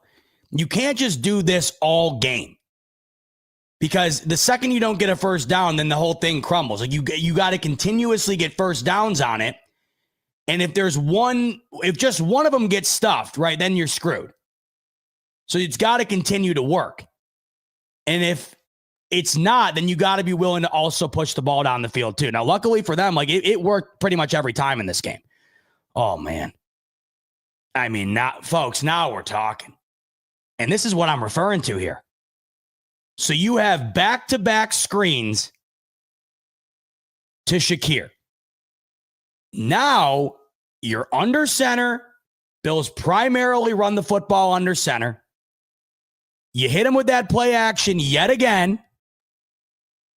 And look, like the majority of the defense is pressed up. They're coming forward. This, I mean, Allen, yes. Yes to everything here. Allen had his pick of the litter. Look at this. Boom. Take your pick. Is that Jackson Hawes? I believe that's Jackson Hawes. Yep. I mean, take your pick. Take your pick. Honest to God, you could argue that he maybe should have thrown it to Jackson Hawes. This was the tougher throw. You had to go over 2 defenders to get it to Knox, and that is just a beauty of a ball. Allen was dialed in this game. Man, did we need to see it? Did we want to see it? Did we see it? Shout out to 17, man. Just a massive game, the marquee game of the year. Everyone's watching. It'll have the highest rating of the entire weekend, maybe the season up until this point, or at least one of them. And the dude just balled the hell out. Like, he did not have a great game against Carolina. He did not have a good game at all against Atlanta. How are you going to respond? I mean, what are the response in this game? And then just the execution here. Like, this is where, like, you're working in tandem, him and Brady. You're under center. The play action, I was hoping going into this game that the Bills were going to emphasize play action. The Chiefs have not been good against it. And then when you also pair that with establishing the run, which is why I thought the opening drive was so crucial, it allowed the pass game to really open up. Because if the Chiefs were going to have to bail out on the run, well, this is what happens. I mean, watch. You're under center. You're faking the run here. You got 2 tight ends absolutely wide the hell open for a chunk play. Who is that right there that could already tell it was going to hit? Look at this. Look at this. Is that Reggie Gilliam? Why? Yeah, watch Gilliam. Look at it. He already knows. Hands up in the air. He's thinking that's 6, and it damn near was. You know it's a good play when Reggie Gilliam is standing on the far side of the field with his hands up in the air, calling. Look at this. Look at this. Gilliam doesn't even know Allen threw the ball yet. He's not looking. He's looking downfield. He doesn't even know Allen threw it. Look at. That's when you know you just crushed that play. And then Allen, all you got to do is execute. That's a perfect throw. That is a perfect, baby. And look at the time. I mean, guys, I can't get over these pockets, man. I just can't get over the pockets. Look at the time. There's nobody there. I mean, Allen could have sat and just decided, maybe I don't want to go to Knox. I'll go to Hawes. Just so well done. Where you run this to the right side. You got Coleman lined up out here as your decoy, right? Where you take this corner away. And then the play action, you got the safety biting on it a bit, right? Watch. You got the safety. He's going towards the run. Then when Allen backs up to pass, all of a sudden now the safety's already out of position. Because you have your two streakers lined up far, far right. You have to respect the run game in this instance. So you have the safety sort of committing to that. Once Allen breaks out into a pass, it's too late. Even if the safety were to have immediately made the break, it's already too late. Like if the safety right here, if he keeps going, it's too late. You have two guys wide open. Man, that is a perfect play. That is a perfect play. That is a perfect execution. Perfect blocking, a perfect throw, a perfect play call, perfect catch. Man, oh man, do I love to see that. This is what we're talking about right here, folks. This is it. And it's even more beautiful the fact that it wasn't just Knox that's wide open and it was just one read. Like you had your pick here. In both throws, either no matter who he decides, either decision would have been the right one. So you have Coleman out here to take away that corner and have, the safety respect that potential one-on-one here. Then you have, of course, the play action. Everybody bites down. James Cook's the decoy.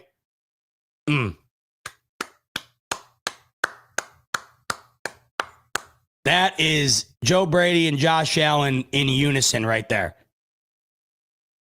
Baby, do I love that. All right, now we see what we don't see a whole lot of, really. You got 5 wide here. Empty backfield. We haven't been seeing a ton of this. We don't see a ton of empty anymore with Josh Allen, and there's a reason for that. When you're running the ball as great as you have been, not a whole ton of reason to eliminate the threat of the run by having James Cook next to you, right? So we don't see a ton of this. And usually when we do, it is this. Usually when you see Allen in empty with, you got 3 to the left here, 2 to the right. This is usually the play call. It's one of these either an out or an in. Sometimes you'll have the route coming inward or you'll have an out route like that. But these are plays that clearly have an emphasis on getting either Shakir or Kincaid the ball, which is probably the way it should be. Those are your two guys right now. Those are your two guys making it happen.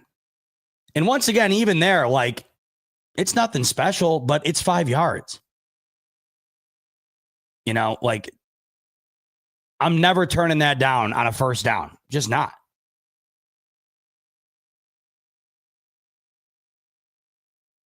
I mean, just guys, all day. It's just unbelievable. The pass protection is just unfathomable to me. And once again, look at Allen. It's perfect form. Snap, wait for it. Little pump fake, wait for it. I know what's coming. Kincaid's about to cross, waiting for him to get open. I got the protection. I'm trusting it. Perfect mechanics, steps forward. Perfect. I mean, that's a perfect throw. It's a perfect throw. Put that only where Kincaid could catch it. How about Dalton Kincaid? Baby. How about Dalton Kincaid becoming the guy? Woo! You know, I heard so much buzz about Kincaid when he was drafted, and you're waiting. I mean, folks, Kincaid's been the guy. He's just open all the time.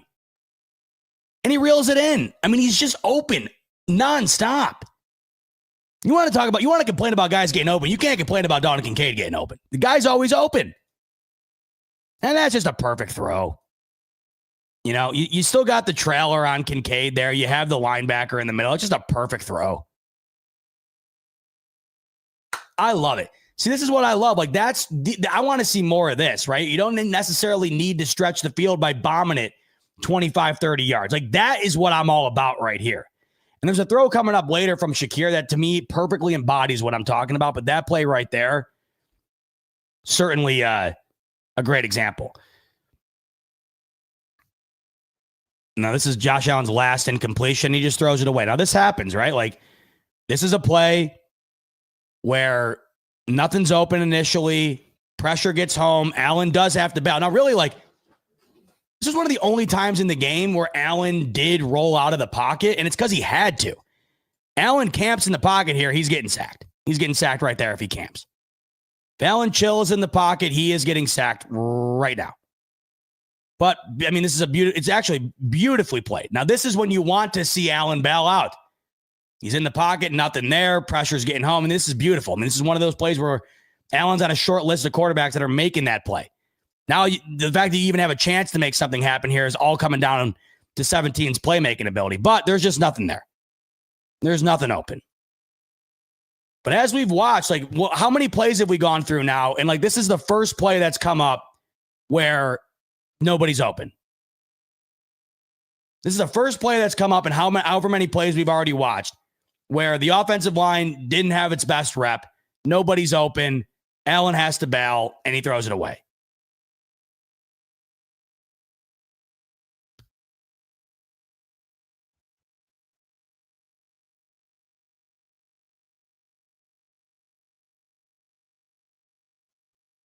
Yet another to Shakir here. Man, they love this, man. They can't get enough of it. But finally, like, you know, once again, like, you can only go to the well so many times. Eventually, this is going to be the result. And I'm fine with continuing to go to stuff until it's proven to be stopped. Right?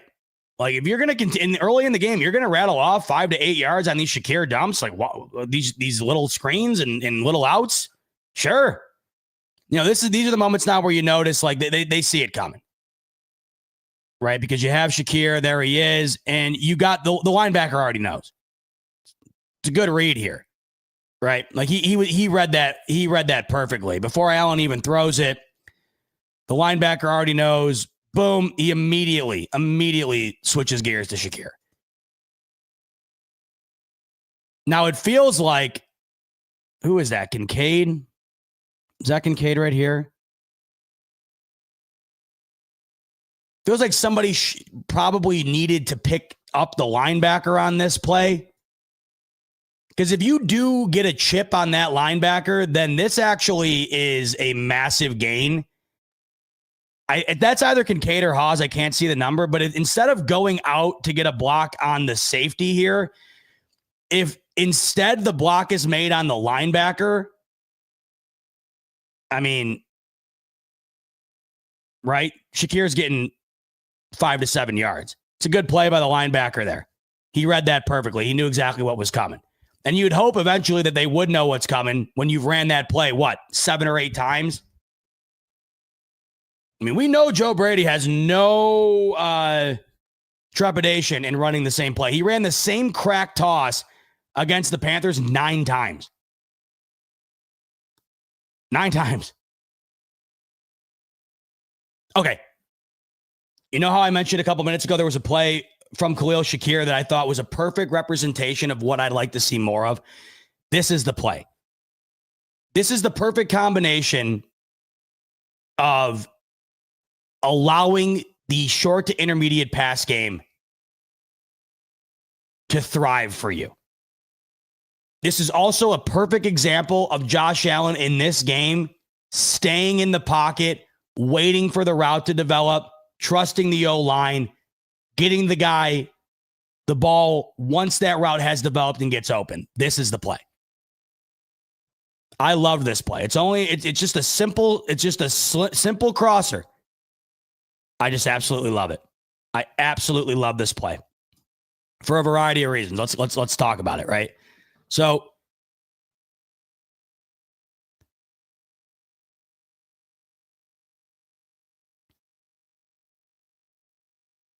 here's Allen, right?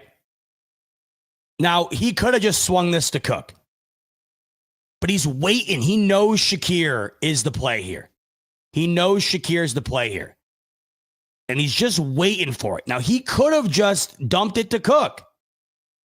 But look at the pocket yet again. I can't get over it. Guys, these pockets, like this is not customary in the NFL to have these pockets. So he waits. Yes, I have James Cook. There, James Cook's wide open, right? And you know what's funny? Even if he goes to James Cook here, like I wouldn't have faulted him. You know, I mean, James Cook, open space, one tackler on the outside. He's probably getting a first down. But he lets the play develop and he gets the bigger outcome as a result. Boom. He's wide open. Look at this space. Just perfect. I love this. This is what I want more of from Shakir. Like I said, I do like the screens. You do develop, you do get your series set up and you do set yourself up for better outcomes on second and third down. But this to me, like I just love this. And it was a perfect example of Allen not rushing the throw, allowing stuff to get open. And then once it does, getting the maximum outcome of the play. Like, you know, you had a couple of choices here. You could have gone to James Cook, but that's not the maximum outcome on this play. You go to James Cook here, the best result you're going to get is getting near the first down there. Inevitably, he's going to get tackled by one of these two guys. Once again, I wouldn't have faulted him for going there. It's wide open. It's still going to be positive yardage, but it's not the best outcome on this play. This is the best outcome. And he waited for that to develop. Also, another tip of the cap here on this play. The block in the middle here. Basically like a pseudo pick. You got Kincaid. Yeah. This is just as the success of this play is just as much on Kincaid as anybody. You got Kincaid crossing in. He takes his defender with him. Now, as this defender notices Khalil is on the crosser, well, he's in on Kincaid and good night. Guys, I mean, are you noticing there's a couple of plays in this game like where it was just a perfect blend of Allen dialed in and Joe Brady kind of in his bag here. Love that play. To me, that was the most underrated play of the game. Like, I don't care what the result was in terms of like scoring or not. Like, that to me was everything I wanted to see. I wasn't asking for the world here. Really, I just wanted to see more of hanging in the pocket because it's there and then allowing things to get open. Because it felt like, you know, some of these quick throws, which at times they're very beneficial, but it's also felt at times that the quick throws are being made a little too quick, not allowing the bigger outcome to develop. That to me perfectly embodied what I was looking for from Carolina into this game.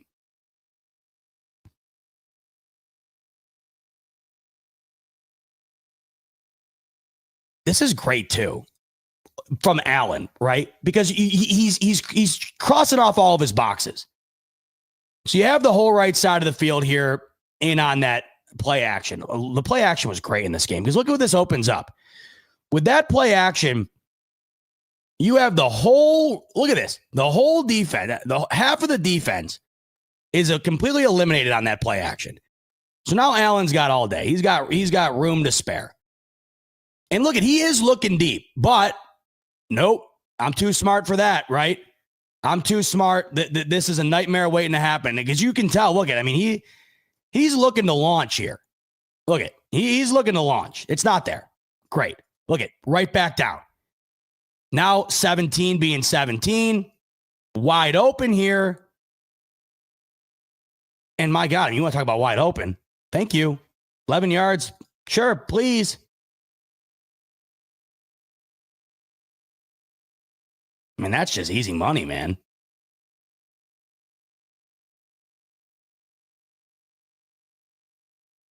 I've noticed that Coleman, like when he's open, he's wide open. But it's usually plays like this where it's within 1 to 10 yards, like 3 to 10 yards. But what I liked about this is the execution of the play action is perfect. Obviously, the pass blocking is perfect. But Allen does check off all the boxes here. Where like you're looking for more, it's not there, okay, pull down. And he could have ran it, but no, like that's the perfect decision there. And that's as easy of a first down as you'll get in the league.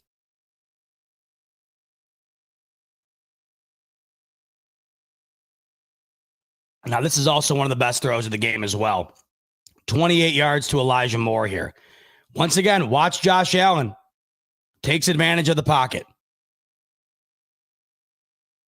That's a perfect throw. And this is what I've been referencing in terms of wanting to see a little more risk. This is a risky throw. Make no bones about it. I mean, this is a risky throw. You got two defenders crashing in on this. It has to be thrown perfectly, and it was. We know Josh Allen's capable of throwing the ball as good as anybody, right? So take those risks. Like, yeah, it's a somewhat risky throw. If you don't put the ball on the money here, potential to get picked. If you throw that ball a little slower or you throw that ball a little bit to the left, but it's a perfect throw. That's a perfect throw. Also, the pass protection on this one, they have the corner blitz here, right? This is good D, where he disguised into coverage a little bit here. He waits it out. Look, he waits it out, then he goes in. So it's good D. Allen's got to make a decision, right? Because this is one of those scenarios where he's under siege. Like he's got to make a decision. But look at what he does, though. Instead of bailing, knowing that he's about to get hit or he's completely, he's got a defender with a bullseye on him. Look at, stands pat, doesn't waver, throws the football standing upright right in the middle of that pocket. Boom, right in stride. Perfect throw. Allen was absolutely money in this game. That's a perfect throw, and it's the perfect amount of risk, right? Where it's not the easiest throw in the world, and there is some calculated risk in terms of, the outcome of that ball being thrown, a little less perfect than it was, and it might not be what you're looking for. But you got to take those chances. Loved that play.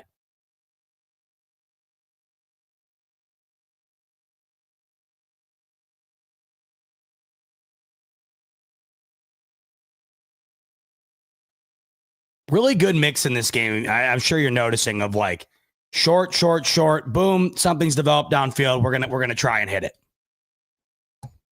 And once again, too, like as I mentioned earlier, like Dalton Kincaid is just open nonstop right there. He's just wide open. That's 9 yards. He's just wide open. Okay. Now remember earlier I mentioned when the Bills ran the play action that allowed Tyrell Shavers to get wide open on the right side. This was the play I referenced that they would later run with James Cook. This is it. So look at, ball is on the 49. It is about 2.5 yards, 3 yards to the sticks. Under center, everyone's thinking run. Short yardage situation. Now I want to double check when this was in the game. Okay, yeah, it's 3rd and 3. It's 3rd and 3, 28-21 at this point. You don't get this third down. It's far too risky to go for it here. Only up a touchdown, giving Mahomes the ball back at the 50. The first down here is massive because you continue to drain the clock, have KC burn timeouts, and really put this game away on your own accord, as opposed to having to hope that you get a stop on Mahomes, which is what you don't want to do, no matter how great your D is playing. I wanted to double check the down and distance here because I remember how crucial of a play this was. And I love this. Like, to me, this is the perfect play call. And it's perfect execution. 3rd and 3, 2:39 left. So you're thinking, well, the Bills might run it for a variety of reasons. One, it's short yardage, and they're just going to want to run the football to try to get it. Also, they're going to want to run the football to either milk the clock or force KC to take a timeout. Nope. Perfect play. Watch this. Oh, it's just a thing of beauty. James Cook lands in bound. Yes, yes, yes. 3rd and 3, you don't do the obvious and run up the middle that everybody's banking on. You don't run some BS end around just because, you're looking to get cute. This is how you do it. You take advantage of everything you've built all game. The ability to establish the run, right? And the ability to then turn that into play action and take advantage knowing the Chiefs have not been great against play action. Love this. In this spot, too, such a crucial spot, 2.5 minutes remaining in the game, up by a touchdown, a first down really starts to bleed the clock and also starts to eliminate Kansas City's timeouts.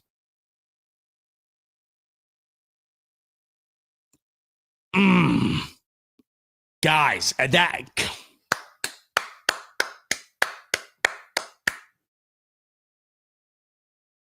brings a smile to my face. That was such a perfect play call, perfect execution.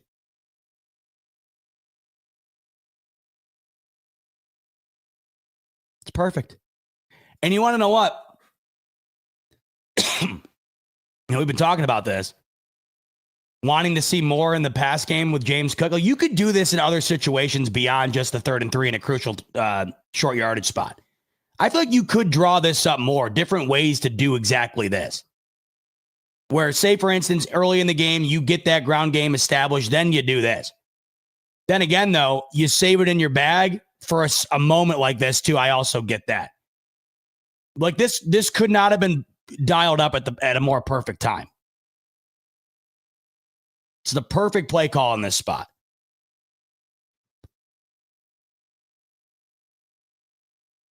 Now I'm seeing here the green light is saying Shavers is wide open. Yeah, but that's not the play here. That's not the play here. It's 3rd and 3. The play here is to move the sticks. Because if you take the chance of going to Shavers here, and I get it, I'm looking at him, he's wide open. But look, you got a guy gunning you down. That's a hell of a tough throw. That is that's a 20-yard throw on 3rd and 3. And it's got to be perfect on the run with a guy in your face. Maybe in the first quarter, Allen takes a go at Shavers there. Not here. This is 1,000% the move.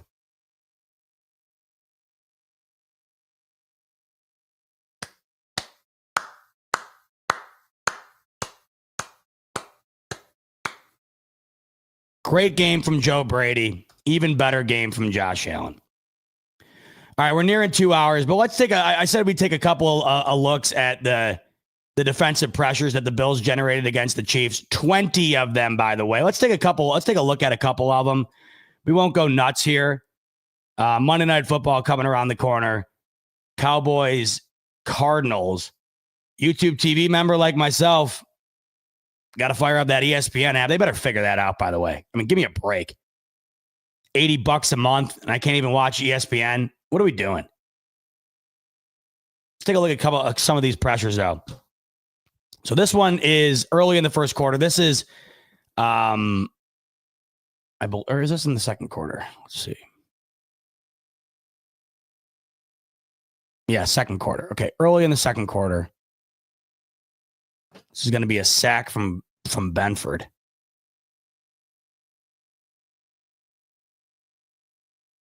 Oh, that's so good. So look at this. You got Benford. He's needling in, right?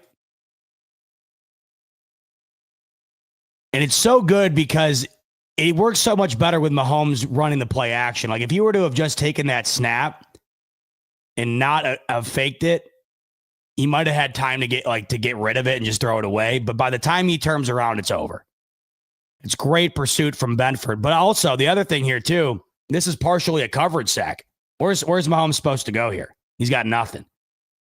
He throws that ball anywhere over here. That's a house call the other way.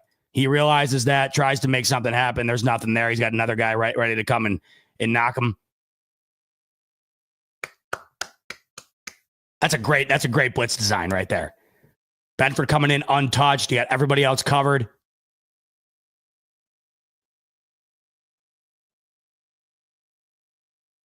So how many you got? How many end up rushing here? So you only send 4 here. But look at you only send 4, but look how many guys you have up on the line. You only send 4, but look at you have no idea what they're gonna do. You have 1, 2, 3, 4, 5, 6. You got like 7 guys in the box here, and you only send 4. And by that time,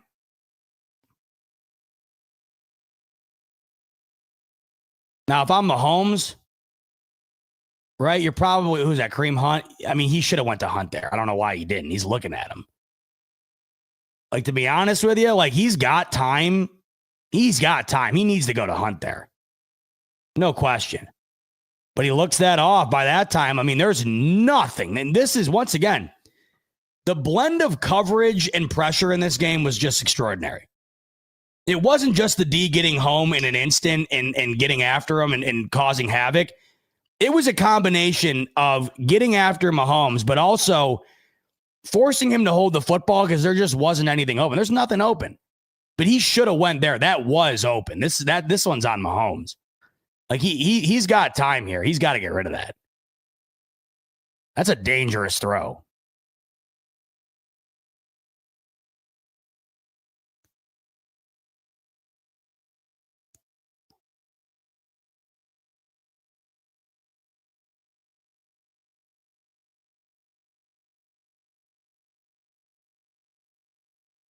Hey, honey.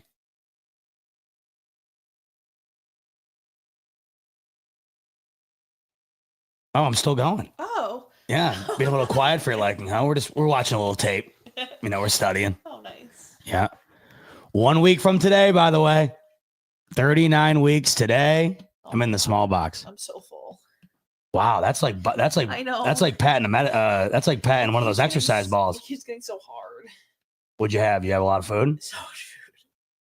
Fueling up 1 week. Holy hell. Can you believe it? Oh my God.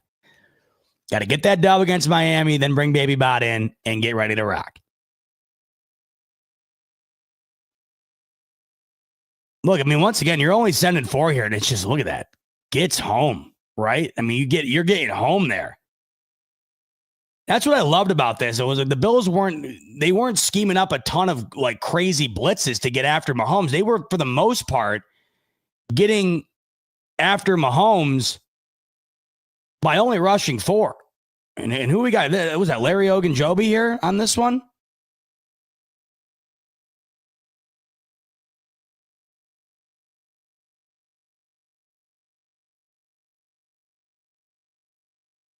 Yeah, man.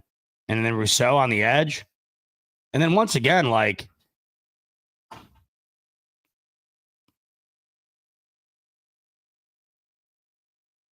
what's open? That's the other thing too. Like there's just nothing open. You're able to get after Mahomes after a couple seconds. I mean, like look at it's Rice, right? Number 4. I get him and where these numbers mixed up. Yeah, that's Rashee Rice. So yeah, like you do have Rice open, but like what good is it? I mean, Mahomes is already having to bail out before he gets wrecked. Like he's open right now, but what does it matter? You can't make that throw. It's over. It was only open once he already had to bail out.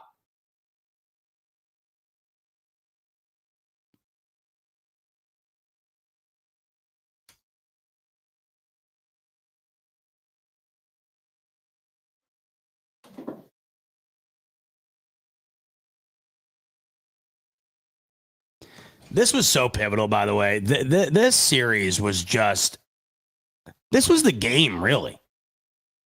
You know, you let you're thinking in this moment, you know, you're thinking once the Bills score to go up 21-10, and then within a blink of an eye, the Chiefs are down to the 1. And you're thinking, oh, here we go. You know, here we go. This was such an impressive stand from the defense. Like, the Chiefs are like, they get in here 99 out of 100 times. This really, really impacted the football game.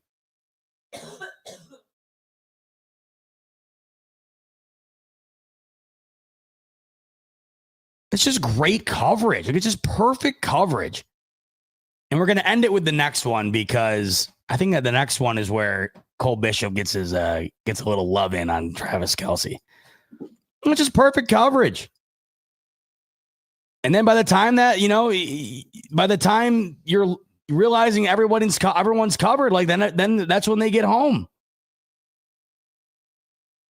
All right, we'll do one more. I think this is the one where Cole Bishop gets a little love in on. Oh, no, apparently they didn't generate a pressure on that one. All right, well, we'll watch this one. We'll end it here anyways.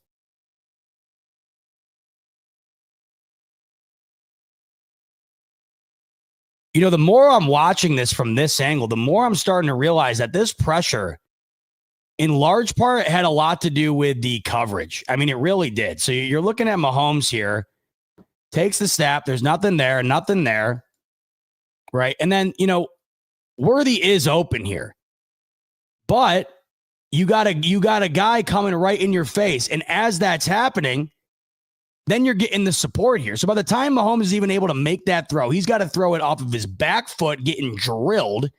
He's lucky that wasn't picked. It's a good play.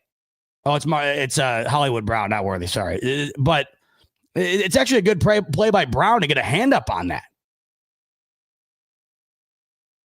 You know, it's crazy. The coverage in this game was just as good as that of the pressure. And when you combine the pressure with the coverage in this game, just an off-the-charts outing from this Buffalo Bills defense, from top to bottom. What a performance. And then you factor in Hairston and Cole Bishop being a pivotal part of that. Man, it has you excited. A couple of super chats. Richie coming in. Shout out to my main man, Richie. Sent me over a very nice baby gift earlier today to help take care of Caroline. Maybe we'll get her we'll get her a big old frozen yogurt or something. Oh, yeah. Shout out to you, Richie. Richie coming in saying, sorry, just got here. With Hoyt out in a restructure, can we take on Hendrickson from the Bengals the rest of the year? Let's go all in, baby. Go Bills. Well, we talked about it earlier, Richie. That was one of the trades I brought up that would be off the charts, right? Mind-blowing, insane, Bean, F them picks, going all in. We will find out. We watched Brandon Bean earlier this afternoon restructure the contract of Taron Johnson, freeing up $1.75 million. The Bills now have roughly $4 million or so in space. Trade deadline Tuesday afternoon, tomorrow at 4 p.m. Eastern. We will find out in due time whether or not Brandon Bean makes a move or not. BT closing us out. Bartek says, it worries me that J.A. played his best game and Mahomes is worst, and it was still a one-score game. Casey was missing 3 starting O-linemen. Look at Bartek, I hear you. I'm on the wavelength with you. You're waiting for the collapse in the postseason. I get it, right? I get it. But Mahomes didn't play a bad game because he just played a bad game. We just watched a few examples, but go back and watch some more if you have an NFL Pro account. The bad game was forced upon him. When you're under pressure all game, he was under pressure on 53% of his dropbacks. And then you combine that with nobody being open. That's not Mahomes just having a bad day because he, didn't get a good enough sleep the night before. That was a bad game being forced upon him. And then with Allen on the other side of things, he just did the fundamentals right. He just took what was coming to him. Allen really didn't force a single thing all game long. That's why he went 23 of 26. You had a drop and a throwaway as 2 of your 3 incompletions. So I get what you're saying. And then, yeah, Chiefs missing 3 O-linemen, but, the Bills missing multiple defensive starters, missing Josh Palmer. All these teams are banged up. And, the week prior, the Bills had 7 sacks against the Panthers. It's not like the Bills would have gotten completely rolled on the deep front if all of the Chiefs starting alignment were in there. Would have been maybe less than 15 quarterback hits, potentially. Sure. But this Bills defense on the front end is legit. But I get what you're saying. I know. We got to see it in January. Will we? The Chiefs got a tough road ahead. This is going to be an interesting back half of the season here. The Chiefs 5-4. Not only are they 2 games behind Denver, but they're also a game and a half behind the Chargers. Because not only are they a full game behind in the standings, but they also lost head-to-head. So we are in for a hell of a race in the second half of the season here. Week 9 concludes this evening on Monday Night Football. It is the Dallas Cowboys taking on the Arizona Cardinals. Not a whole lot there. I mean, Dallas defense is atrocious. Dak Prescott's played pretty damn well this year. That offense is really good. But it's kind of like Cincinnati. It's like, what can you really do? You score 40 and it doesn't matter. Like I said, Cincinnati in back-to-back weeks scored 80 combined points and lost both football games. So we'll see if that game's any entertaining. The Cardinals have lost almost every game by 1 score. Their season could be drastically different if they found a way to pull out a couple of those games. They've lost pretty much every single one. So we'll see if that winds up being entertaining or not. That's coming your way this evening if you find a way to watch it. If you have YouTube TV like me, I got to go and dig into my somebody's ESPN account to tune into this one. If you're going to tune in, make sure to do so with a sleeper slip to make that game even more interesting, because I don't know if everybody's dying to watch Cowboys Cardinals this evening, but you might be a bit more entertained if you get in on the action over at Sleeper. And you can do so right now via the link in the description below and try it out completely for free. You go to the link in the description, click that, create a Sleeper account. Boom, you're ready to go with a free $20 entry that you can place on Monday Night Football here tonight, Thursday Night Football coming up this week, any of the games in Week 10, or any action in basketball, hockey, anything in between. You can do so completely free with a $20 entry once you sign up for Sleeper. After you use that, take advantage of the promo code on your screen. The promo code is BF25. That will get you a 100% match up to $100 on your first deposit. Terms and conditions apply. See Sleeper terms of use for details. Currently available in over 25 states. Check out Sleeper in the link in the description below today. 2 hours in the books on a Monday night. So great to spend it with you on a victory Monday evening. Well over 1,500 of you hanging out with me on this November 3rd evening. And I look forward to hanging out with you later in the week as we get ready to preview Bills Dolphins. Huge weekend coming up. Bills win, Patriots lose to the Bucks. Bills are back on top of the AFC East in the driver's seat. So big weekend coming ahead. Looking forward to talking about it with you later on in the week. Tomorrow evening, Tuesday night, make sure to tune in to the Rico Report. Not only will Rico dive even deeper into Bills Chiefs, but he'll also have all of your trade deadline coverage. By the time Rico joins you on Tuesday night, the trade deadline will have come and gone. Will the Buffalo Bills have made a move by then? If they do make a move of substance, you'll be seeing me on there. I can't avoid that. I'll be on that like white on rice if the Buffalo Bills find a way to make a move between now and then. But in the meantime, thank you for tuning in tonight. Tune in to Rico on Tuesday. We'll be back with you later in the week. Dio closing us off saying, Zebot, you are my GOAT. All of you guys tuning in, including you, Dio, you guys are my GOATs. I appreciate each and every one of you.